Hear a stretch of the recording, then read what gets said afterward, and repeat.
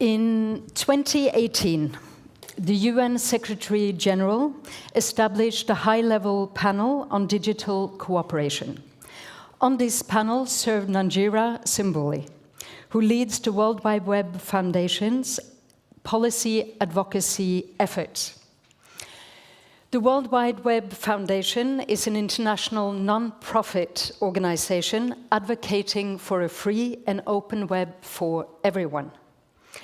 The organization was founded by Tim Berners-Lee, the inventor of the World Wide Web himself. Nanjira Simbuli was also included on BBC's list of the 100 most inspiring and influential women in 2019. Please welcome Nanjira Simbuli.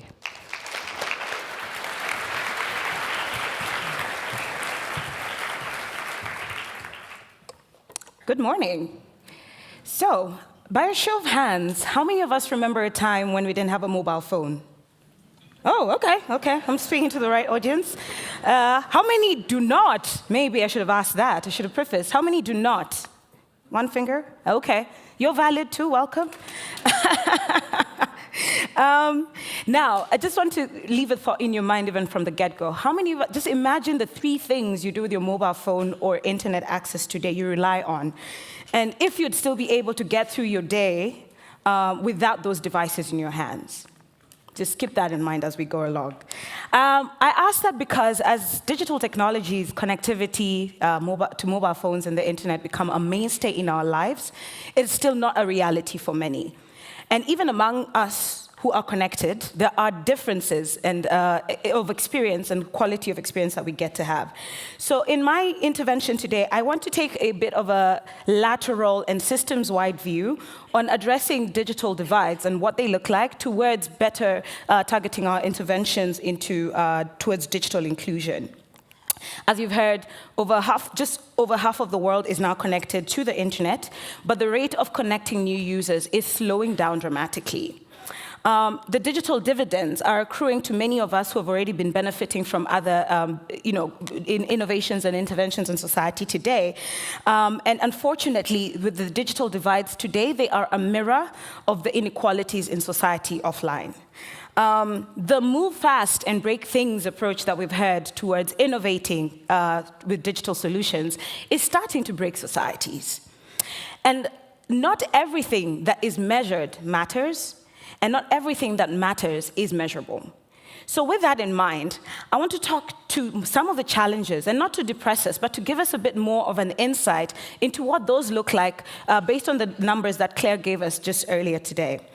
I believe that with the Global Goals mantra, to leave no one behind, it is just as important to talk about these risks and these complications, just as much as we talk about the possibilities and the excitement around innovations. And digital inclusion is very much about connecting the unconnected, the over 3 billion people who remain unconnected today, but also understanding whether those of us who are connected are having the most meaningful experience we could have from this digitalization. So I want to start right from something that is typically called rights, and I think Claire talked to it about social norms, and how those still impact who gets to have access, who gets to derive the most benefit, and who gets to be left behind. I'm going to use the word gender in my interventions, but as a stand-in for women who are, again, left behind, marginalized communities by any particular measure, whether it's those who fit within a gender non-binary, those who are marginalized through other, configurations in society. But I want you to just keep in mind those who are mostly left behind as I talk about this from a gender lens. So, adverse social norms can still dictate in society today the place of a woman. And in some communities, it dictates what a woman can and cannot own. So that, as Claire was talking about, in places like Southeast Asia, you'll get situations where the ownership of a mobile phone by a woman is going to be dictated by whether it's a man in her life, her husband, or her brother, or a patriarchal figure. So that when we're saying we want these devices in the hands of everybody, those remain very real barriers in some situations. We've heard of cases where women owning certain devices is considered that they're now engaging in some undesirable behavior. And that does continue to have an impact about how we think about the interventions and getting these devices in the hands of people. I also want to preface economic rights here. With women earning less and with statistics that have come out over and over again about gender parity and the long way ahead, it does have an impact on the same dollar that I have in my hand as a woman in a certain community and a man, and how I have to use that same dollar. If it is to, I still have to figure out whether to feed my family or own a mobile phone, or even when I own the mobile phone, the cost of buying internet access and sustained internet access, it does have an impact on how women are able to actually exercise their economic empowerment through digitization. And so it's very important when we're thinking about rights or human rights in this sense to also include the economic rights there. Safety and security remains something that we're seeing the same challenges that exist offline are porting online. If today I live in a community that has a public access space, let's assume this is our public space, to come and use the internet in our community, if it's not a safe space for me as a woman to be in, everything from being catcalled on the journey there to the fact that somebody will want to just make sure they're monitoring what I'm doing, it is not a space I'm going to feel safe enough to keep going back to if it's the space or primary way to connect. And we see that also when we are online, for those of us who are online and are trying to exercise everything from just our civic voice to our political voice as women, I believe I don't have to, I'm preaching to the choir here to say it is not as pleasant an experience for women to be online, to be lending their voice to various issues, to say nothing of what I hope we will not see today here with all male panels. So that's just one way the whole complexity of norms that as exist offline are porting online. And there's so much work we have to do in one, understanding those social norms, advanced social norms. They're not easily measurable, but a huge impact, sometimes an invisible factor in how we think about our interventions. Education and digital skills has come up as well. A function of these adverse social norms has typically left women, rural communities, and other marginalized groups from accessing formal education. Research has continued to show that traditional education, if you will, is a huge factor to the confidence people, and especially women, have to using the internet or to leveraging these technologies to participate in the digital economies. And even the opportunities for people to acquire digital literacy through informal channels of education or skilling have not gotten the sort of support they need. So that if a women's self-help groups exist in a community, how can development interventions work with them to help women skill in contexts that feel appropriate for them? Again, if this is our public center and I am institution X and I've come to set up a literacy program, if women are going to be spending most of their time in the market or in the household, this is not going to be the space they'll be spending the 8 to 5 time that we're here teaching digital skills. And that is something to keep in mind. And another overlooked aspect of digital skills is actually the capacity for public sector to be able to understand what we mean by digitization, how they can make sure they're ready as a public sector in their country to actually leverage these technologies themselves in service to their people. This is another area that does need strong interventions to make sure that all these recommendations that we keep seeing from many wonderful studies are actually being absorbed by the actors who have been given the mandate by citizens to act on their behalf.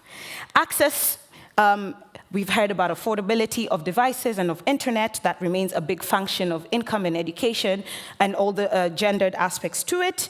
It is very much as well a poverty divide, and that remains the case. And it's also about enabling infrastructures. We've seen interventions where we've rushed to get mobile devices and other great devices in the hands of people, but absent electricity to charge those devices, absent other enabling infrastructure in schools, for example, where digital tools are being introduced in classrooms, where we've seen even the existence of a classroom is not there. To say nothing of people's ability to maintain those devices for those classrooms has had us put the cart before the horse, so to speak. And much as the mobile phone has become a primary device for many people, and especially in developing countries, to connect, there's something we must keep in mind about the meaningfulness of the kind of connectivity you have. How many here today are able to get a day's work done solely through their mobile phone? Okay, y'all must be working in email industries a lot, yeah? But how much of you actually able to meaningfully create? Who's tried to write a paper, an article, or just create anything, any content that's supposed to be feeding something through the mobile phone solely, only the mobile phone, except TikTok and all these Instagrams? Who's been able to get it? Okay, Tanuj, you're the only one that you see. But there's something there about meaningful connectivity where the mobile phone is a primary entry point for many people, but the meaningful participation we want for people to be creators, we want new coders, we want new developers, how much are they actually able to do that through a mobile phone is something we have to keep in mind, so that it is a starting point, and how do we then use that to build ways for people to connect meaningfully, so that they're not just consumers, but they're also contributors to the digital economies we're still building. And public access, as I was mentioning, has been shown to be one way that we can actually start connecting the unconnected. Spaces that people can actually go to if they cannot have it in their private spaces are so important. Access to free and low-cost public Wi-Fi access through public centers. The existence of those public centers, whether it's healthcare centers, whether it's public libraries, is an important alternative as we try to make sure we are connecting the unconnected. Content often also comes up, the relevance of content. I think you will have seen that most of the content on the World Wide Web today tends to be either in the English language, in a written format, or both. And so for somebody for whom that is not a primary language, for whom literacy is not going to be only through a written form, the web can very quickly start looking, or the digital economies we're creating can start looking very exclusive. And so how do we make sure that in the generation of content and relevant content, one, the people who are supposed to be consuming this also have a say in creating for that web, so that they are contributors to the web, but also in formats that allow us to understand that there are many different ways to being a literate person and a contributor to the digital economies. And here as well, the work of governments as drivers of local content consumption. It's one thing to say we want to see e-government services. It's another thing for governments to use these platforms to communicate through the languages that are spoken in that country, through audio and video and other means. And this is also very important when you think about persons with disabilities. The web is mostly designed for somebody who's able-bodied in that sense, or has a very specific kind of ability as we understand it in the society today. So there's a huge role there governments can play in being drivers of that demand and supply economy around content. And last but not least, I mean, how we are all going to be monitoring progress towards in a coherent and cohesive way, and making sure that we're not doubling down on connecting the same people over and over again, so that if GSMA was here today, and then tomorrow I come in, we're going to the same people. We tend to congregate on the same spaces, because there hasn't been a wide enough understanding of how there are different parts. These, again, rural areas, hard geographical areas, mountainous areas that do need people to intervene. A better and sound understanding of how we monitor where people need interventions and how we can work with them, but making sure that all of us are working towards the same goal of making sure no one is left behind is very important. And here is where the role of governments and public sectors is something I must identify, I must amplify.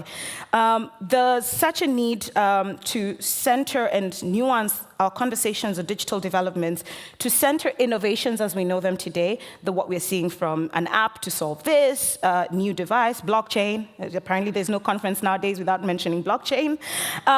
We need that place and the role of public policy to give us that baseline that we all work with as we come in as interventions. And we need to bolster the role of the public sector in monitoring progress, in seeing the people that it is their job as governments to see in their countries, so that the rest of us, how we come in, we are building on what has already been identified.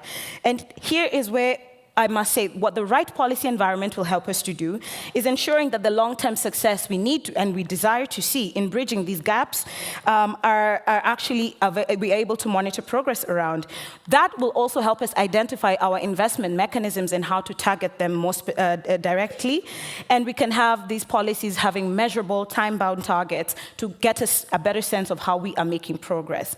And furthermore, when they're gender responsive, they are equally considering and addressing the connectivity challenges and needs for all groups in society. And it takes gender-responsive policies take into particular consideration the unique challenges faced by women, by minorities, by marginalized communities when it comes to accessing and using the internet. And it does consult them on what they think are the best ways to make sure these technologies work for them. So we absolutely need to bolster the role of public policy to counter and really give us that sound baseline for all the innovations and interventions that we are thinking about. So as the rest of us enterprise and think about new solutions, we must remember we will never enterprise our way out of bad public policy. And so we need to react. And by react, I mean we need to think about rights, as I mentioned, education, access in all its nuanced ways, relevant content, and the targets that will help us make sure we are reaching everyone, to make sure that we minimize the harms and maximize the benefits of this digital age. Thank you very much.